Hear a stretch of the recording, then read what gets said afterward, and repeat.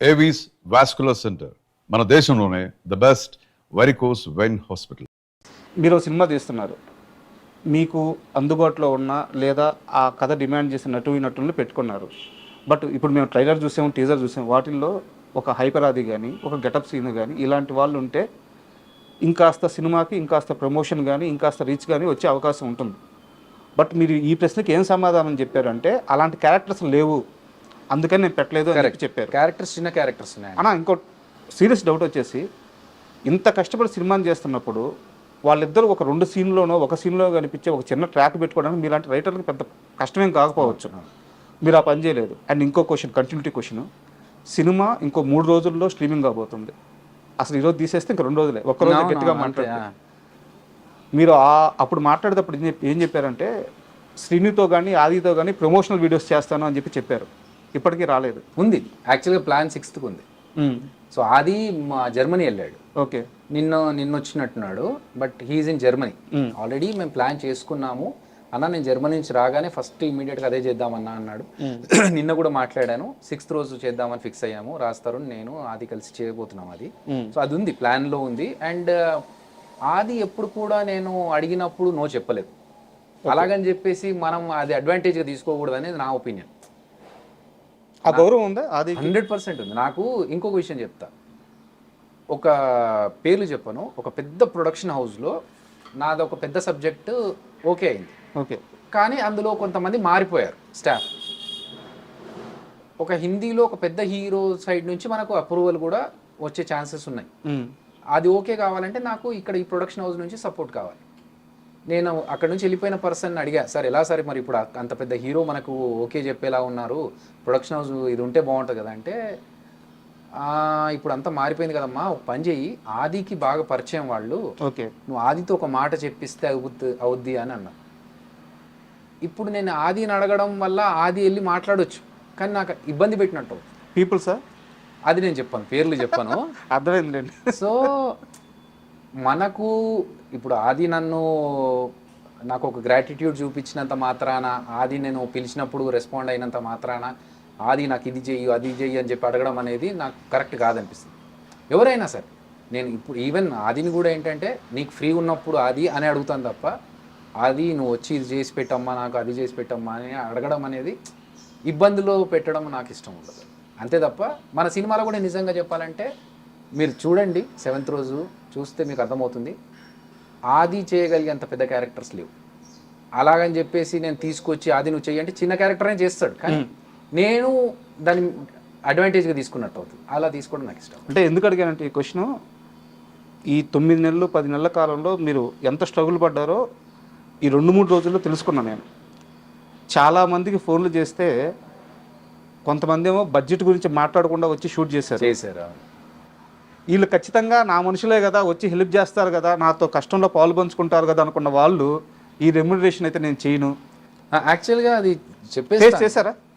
అయిందండి. నాకు ఇప్పుడు మన టేస్టీ తేజ కావచ్చు, ఇమాన్యుయల్ కావచ్చు, అప్పారావు గారు, వీళ్ళందరూ కూడా చిన్న చిన్న క్యారెక్టర్స్ అయినా కూడా షూట్ ఉంది ఇలా పలానారు అంటే నేనేం చేశాను, అలాగే సేమ్ థింగ్ ఇలా అడ్వాంటేజ్గా తీసుకోవద్దు అనే ఉద్దేశంతో మా ప్రొడక్షన్ మేనేజర్తో మాట్లాడించి ఎంత బడ్జెట్ ఉంది ఏంటి అన్నీ క్లియర్గా చెప్పండి ఫస్టే, ఇక్కడికి వచ్చిన తర్వాత మళ్ళీ వాళ్ళు ఫీల్ అవ్వద్దు అని చెప్పి మాట్లాడిస్తే ఇమ్ము కావచ్చు, తేజ కావచ్చు, వీళ్ళంతా ఏంటంటే బడ్జెట్ గురించి పక్కన పెట్టండి అన్న, అభియాన సినిమా మేము వచ్చి అన్న వీళ్ళు. ఇంకొక పర్సన్ ఏంటంటే అతను చాలా పాత పరిచయం, ఆయనకు ఫోన్ చేసి ఇలా మంచి క్యారెక్టర్ ఉందండి, మీరైతే బాగుంటుంది, సూట్ అవుతారు ఆ క్యారెక్టర్కి అంటే, అయ్యో అభి గారు మీరు కోవిడ్ టైంలో నాకు హెల్ప్ చేశారు, ఆ మాత్రం చేయలేమా, ఇంకా మనోళ్ళు కూడా ఉన్నారు తీసుకొస్తాను నేను అంటే, అట్లాగని చెప్పి ఫ్రీగా అడగట్లేదండి, మీకు బయట ఇచ్చేదానికంటే కొంచెం తక్కువ ఇవ్వచ్చు కానీ రెమ్యునరేషన్ మాత్రం పక్కాగా ఉంటుంది అని చెప్పి మాట్లాడితే, ఓ తప్పకుండా అది అన్నారు. కట్ చేస్తే మా మేనేజర్ ఫోన్ చేస్తే, లేదండి ఇంత బడ్జెట్ అయితే నేను రాను, అంత బడ్జెట్ అయితే వస్తాను అని అన్నారట.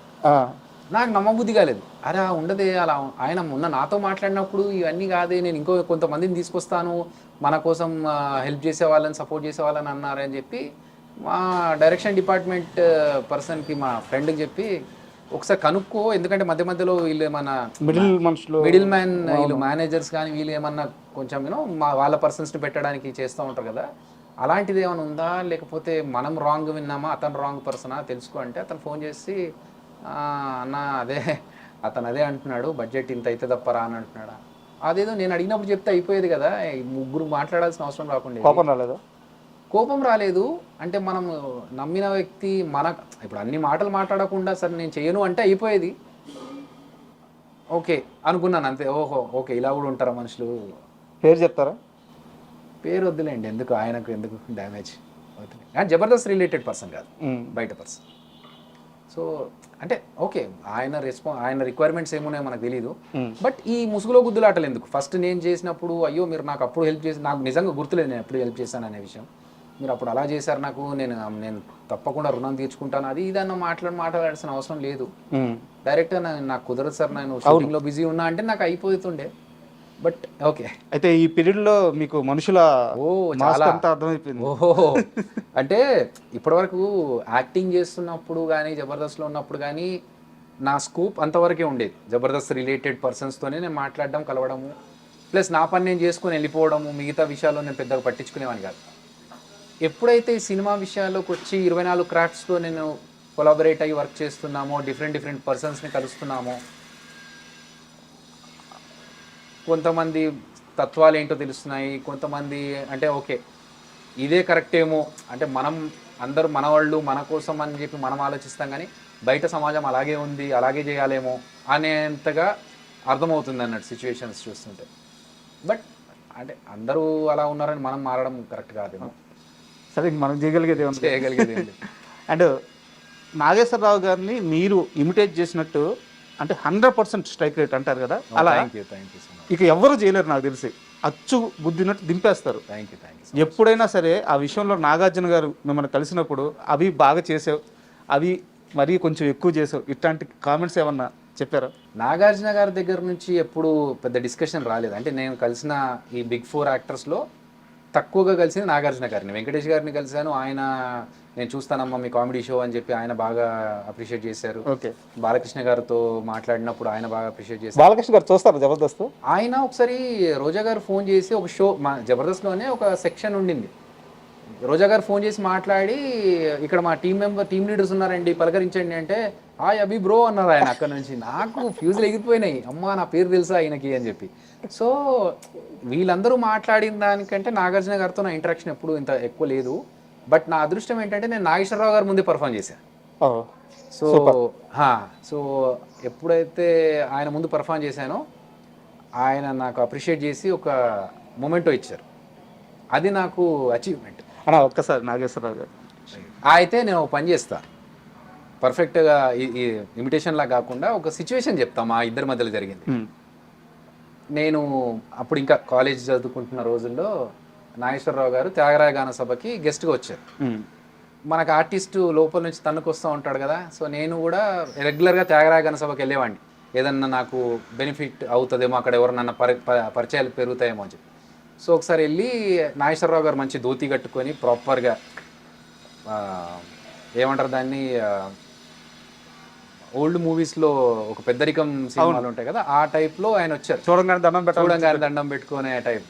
సో ఆయన రాగానే నేను కొంచెం అందరినీ పాస్ చేసుకుంటూ ఫస్ట్ ఫ్రంట్ సీట్లో ఉన్న ఆయన దగ్గరికి వెళ్ళి దండం పెట్టుకొని, సార్ మీలాగా ఒక మంచి యాక్టర్ అవ్వాలని నన్ను ఆశీర్వదించండి సార్ అన్న. కాళ్ళు బొక్కి రచ్చపాత్రారా ఆర్టిస్టులు ఎవరబ్బా, ఫ్యూజ్లు ఎగిరిపోయినా నాకు.